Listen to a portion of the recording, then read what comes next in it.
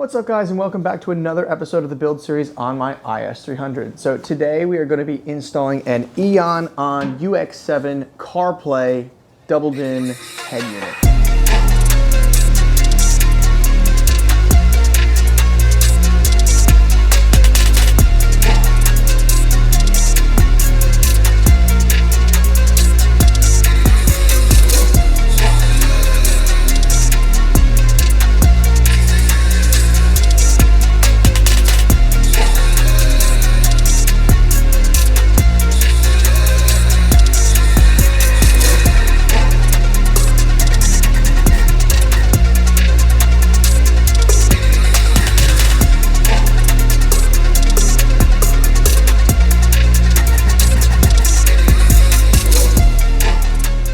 I'm going to be updating the old Pioneer MVH head unit that I've had for like 10 years.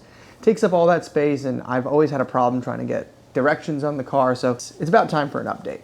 Along with that, I'm also going to be installing these GTO 939 JBL speakers on the rear deck.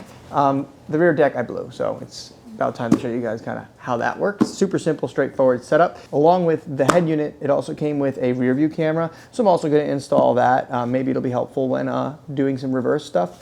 Just trying to get the car a little more drivable and, again, usable. I'm using the car a ton more, and I finally can start refining stuff like this. So definitely super excited to get into it. Let's go ahead and unbox this and start. All right, so let's go ahead and unbox this bad boy. Pull this out. Get this bad boy out of here. So this is going to be our head unit, and this is going to be everything that we need with it. Nice little packaging here. Let's go ahead and do the head unit first.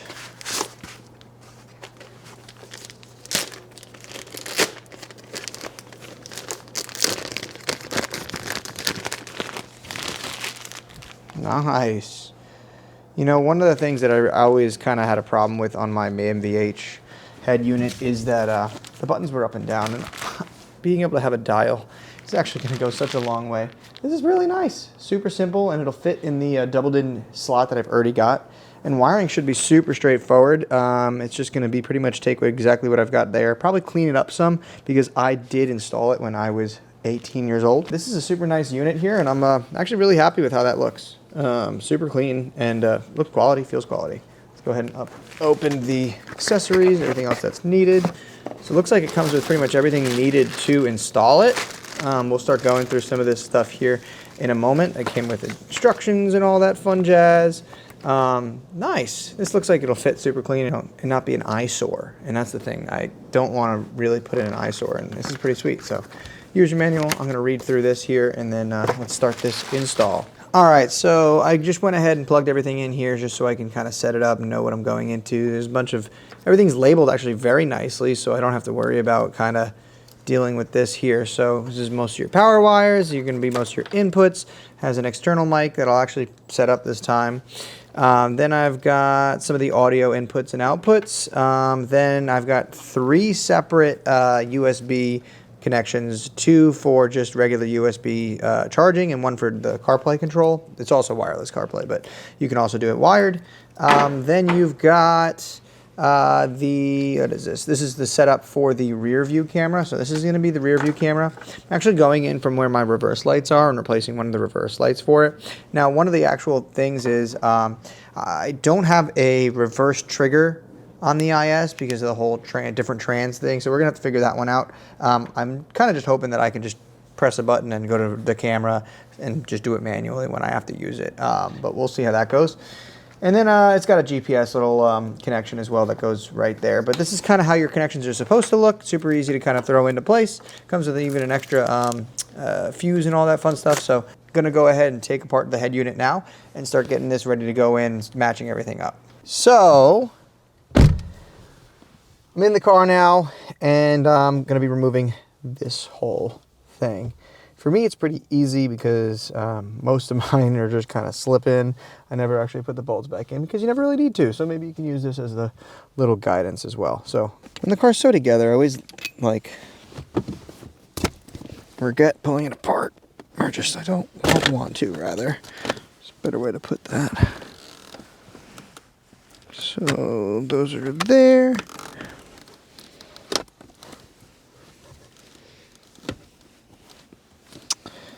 I usually kind of just let that kind of chill to the side like that because I don't really, because again, I'm lazy. Okay, next is this thing. Now, the bottom two, see, I don't have any bolts in, so I should be able to just pull that out. But that means I still got to pull this thing out, so let's do it. Ah, there we go. See, it's just a pull. Just like so. Like, it's been so long, I don't even remember what's back here.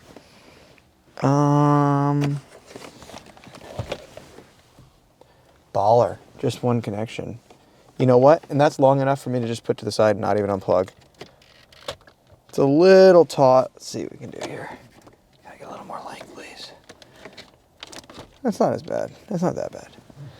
I'll let that rock. How irresponsible of me. All right, this thing's out. I'm just gonna undo all these connectors and do it that way so I can do it out of the car.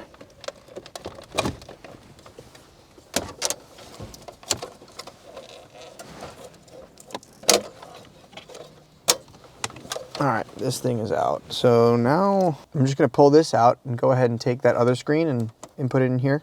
See if we can get it all lined up and ready to go. All right, so now I've got this off. I'm just gonna go ahead and take all of those screws right out of it. See if I can get everything transferred over to the new screen.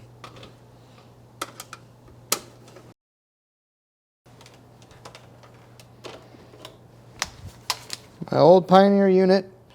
Right here.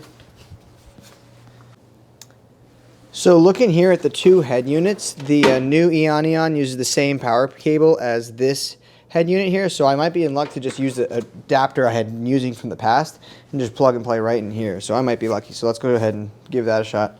Let's first go ahead and put the Eonon head unit. Yeah.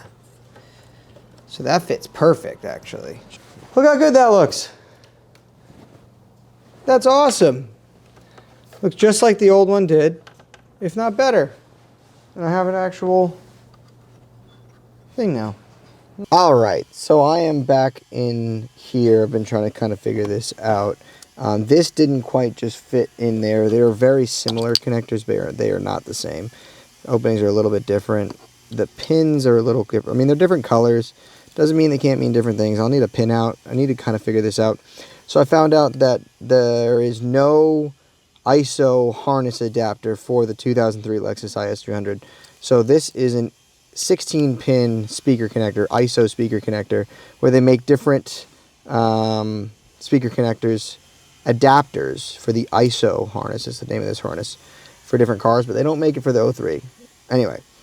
So I think I could probably just splice all these wires together. I'm using the access box from Crutchfield, which is the Crutchfield's adapter from back in the day. This uses the factory wiring right here that goes in there, jumps it all through here to this here. If I am going to use this, I'm going to clean this up like crazy. I am a little bit more proud of my work here. I did actually solder everything, at least when I did do it back in the day. So that makes me feel a little bit better about my old work, but I am going to need to clean this up regardless. So if we are reusing this, I'll be cleaning it up and splicing all this in. Find that out in here just a second. All right, guys, so it is the next day. I found out that this clip actually didn't fit, right? Like I said, they were close. Here's a picture of them too. But different head unit, of course, it's not going to fit. So I went back and looked at the instructions for the access box, and all you have to do is really match up the wires with the wires coming from the access box. And I have the wiring diagram here, and for both, because you need the wiring diagram from the Eonon as well. I'll link both of those down in the description as well. But yeah, so I did that. I installed that. I mashed all the wires up, and then I kind of just cleaned it up. I had these splice adapters laying around, so I figured to put them to use.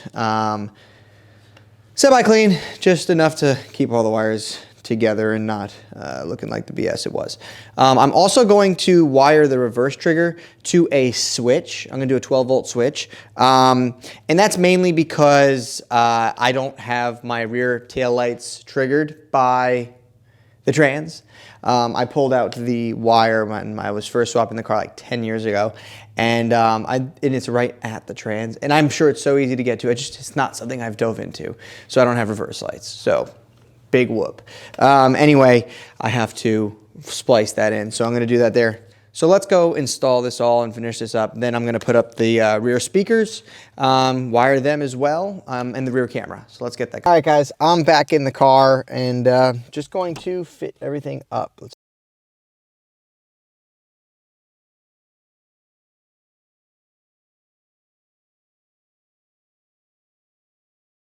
All right, let's give this a shot. Might as well test it.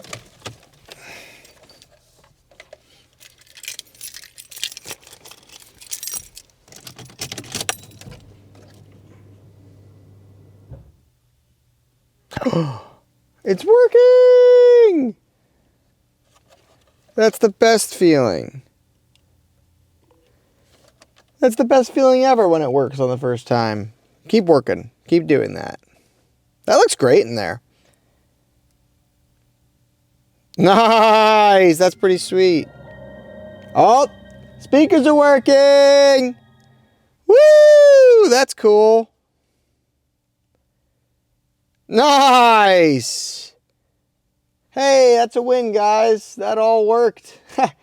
I know it's simple stuff, but still, it always feels good when it works for the first time. Anyway, this is pretty neat. It's easy to get through these menus, kind of just going through, trying to see how everything works.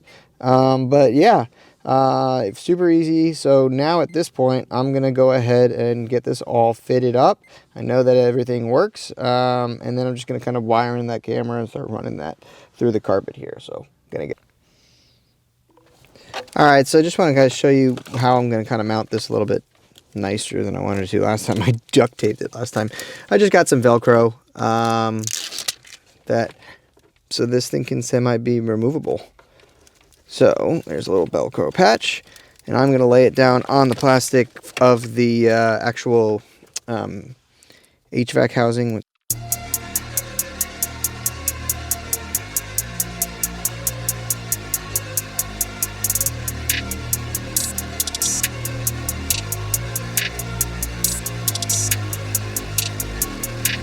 Alright, so that's where the access box can go. Take the factory wire and just... That's there. Good thing I put that thing there. Put the factory wire in there. And everything else is hanging below. Should be... I might as well put these boys back in.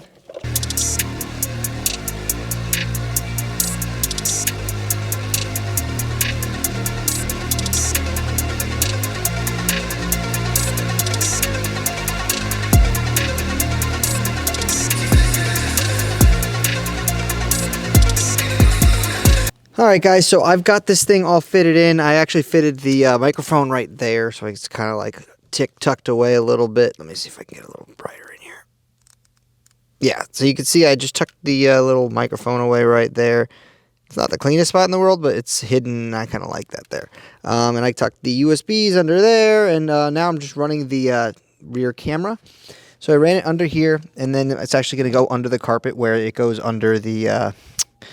connector for the HVAC. So it'll go out under there. It'll go out under there. It'll go under this carpet. And then it's going to go under here. Come out here. Go up behind the seat. And it's going to go through the trunk. Show you that in a minute. This just pops out by pretty much pulling it. I already had it like halfway out. Then for the seat back, you just got to pull that one, that one, that one, and that one over there. It's just four, I think they're 12 mil. Nope, 14. Nope. They're 12. Then this will come out, and then I can get to the top deck so I can get those rear speakers as well. So I'm going to put those speakers in. I'll show you that when I have those out. And like I said, then I'm going to run my wiring back behind here through the trunk. It's going to come out where the reverse lights go, or used to go. So I'll show you. Not the reverse lights, the illumination lights for the plate. I'll show you that in a second. In order to get the seat out, I said there's those 4 screws. Then you got to pull these 2 little quarter panels out. Kind of just grab the screwdriver, shoved it on in there, and then it's just a couple of clips that kind of like get pressed in. Is it that simple? Is it one thing? Throw that in there. One by one, just yank those out nice and carefully. These should kind of just pull on it. Oh, there we go.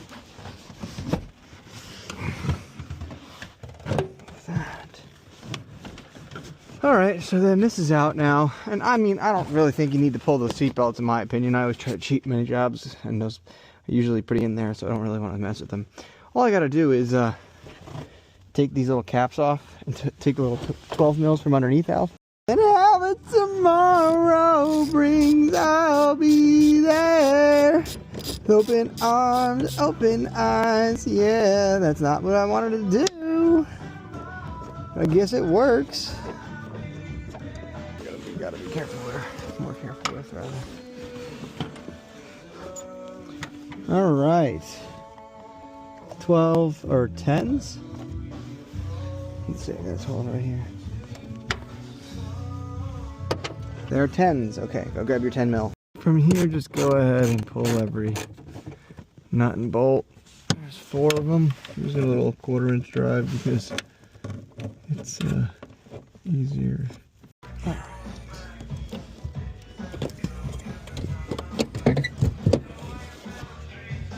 All right, with the old speakers out, I'm actually going to pull out the new speakers, and what we're going to do is we're going to take this harness and adapt it to the new speakers harness, because this is both a 6x9 speaker and a tweeter, the same way that this is a 6x9 speaker and a tweeter. So let me go ahead and put that together. So this wire comes from the tweeter, and this is going to go to the speaker. So you're going to want to take your tweeter wires, which is your blue and your gray. Gray is going to go to black here, and blue is going to go to red. And then over here, it's just red on this side, black on this side. So I'm going to go ahead and put those on here now. Like I have here, this is the red wire, this is the black wire. Red goes to this side, and black goes to this side. And I use these little spade terminals because I don't have my soldering gun at home right now, so I'm going to use these. I'm going to just tighten them up by using a little clamp there. But yeah, that's about how that looks. Try to do it clean as possible. Extended the wires just a little bit just so I have enough room. I don't want to be fighting being close or whatnot. So that's how I'm going to do this. I'm going to do it to the other side. Then I'm going to put the speaker adapters on. Like this when they start to go back in. Pretty simple reassembly there. Not too hard at all. So I'm just going to snug those down. And then get ready to put this back together. And then finish up the rear view camera. Should take a second. All right, let's get to the back of the car. Sometimes it's a little easier just to film on these, so sorry for the close-up angle while I was doing the big speakers. But anyway, we're in the back. I just installed the rear view camera. I want to show you on here and here. So basically, I've run all of those wires back up through here. Oop, I got to cut that guy. Up through here, and then I ran it under through here because it's got big aux cables, as you can see right there, that are kind of large. Also got to cut that one. Then just butt it up behind there. I mean, it's not the prettiest thing in the world, but again, this is even exposed, so I have to actually put all the padding on it anyway, so then you really won't see it. And then I attached the power and ground to that for now, just to see how everything works. But that's how I'm going to have that packaged up. Super clean, you won't be able to see it. Obviously the speakers are installed, the new JBL GTO and speakers. And now let me just finish wiring up the trigger for the rear view camera. Okay guys, it is the next day and I've cleaned it all up. I went and I took the car out to work today just to go for a rip, make sure everything still works, because obviously you do the radio, you got to go ahead and do a couple burnouts, just make sure everything still does its thing. Anyway, everything works great, and I kind of wanted to show you around what it looks like, all it complete, and just show you how I worked in the rear view camera and all that. So let's go ahead and get into that. All right, so getting into the car, everything still looks kind of how it did before, just cleaner. So this is how the setup looks all installed. Looks super timeless, super great. Nothing like out of the ordinary, making it look not factory, or rather not period correct. Looks right to me. I actually went ahead and I tucked away all those USBs. I'll run one underneath here so it can come up right here if I need to use it, but I don't foresee myself needing it, especially since there's a USB port here and a USB-C port there for charging. So if my wife needs something, she can charge there. So that's kind of how it looks all installed. And yeah, I really like it. So let's go ahead and fire it up so you guys can hear it, or at least see how the system works. All right, so I'm going to go ahead and turn the car into accessory mode and have this thing power up. So it came on right there. It's going to go ahead and try to connect to my phone. If you guys ever see yourself at a moment where it needs to be reset, it comes with this nice little reset button, and it goes right into that slot right there, and it'll just restart the actual unit. Sometimes you'll find that with these Android units, they could use them. So if you ever in there need, I just wanted to show you that. So again, like I said, now it's just going to turn on, give itself a little second to boot.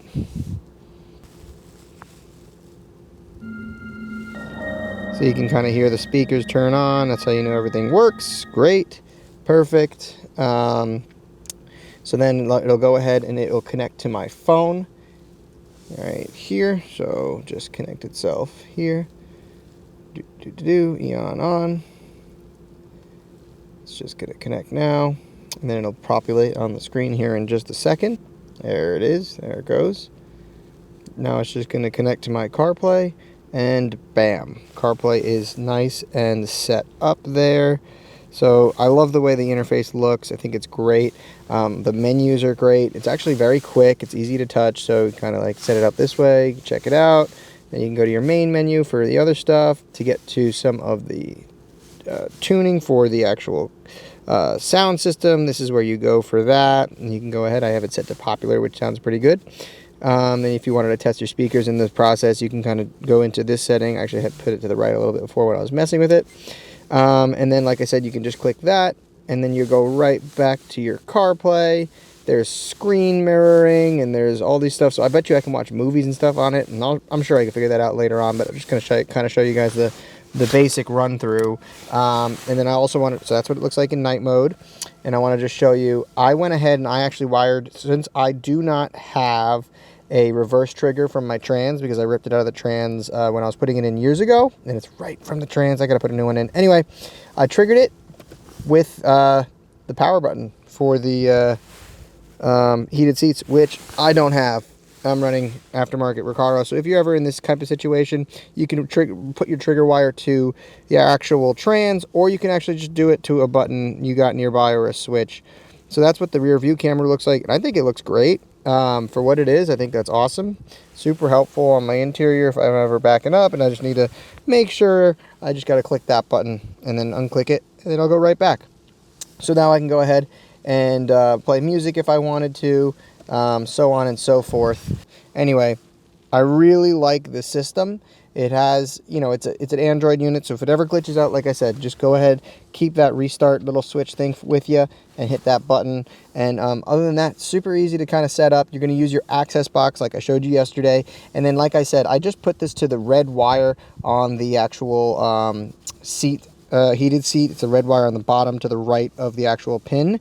I just don't want to take it apart again. It's right in there. It's super simple. I just used one of my splicers and did it there. And you just follow those instructions and follow kind of what I showed you yesterday, and you'll kind of be set to go. The rear speakers are underneath there, and you won't ever see them, but they're there, and they sound so much better. And all in all, really happy with this install. The car sounds great again. I have Apple CarPlay, which is something I really wanted for a while in this thing. I did it in both my FD and my GX, and this thing felt left out. It was like, hey dude, you're doing all this to these older cars. What about me, you know? And so I'm happy I got to clean it up back there behind the head unit and all that, and now it's done. I can just drive it. I got some other stuff I'm working on here next, so again, thank you guys for watching. If you have any questions, throw them down below. I'd be happy to answer them. And I will see you next Friday as always. See you guys.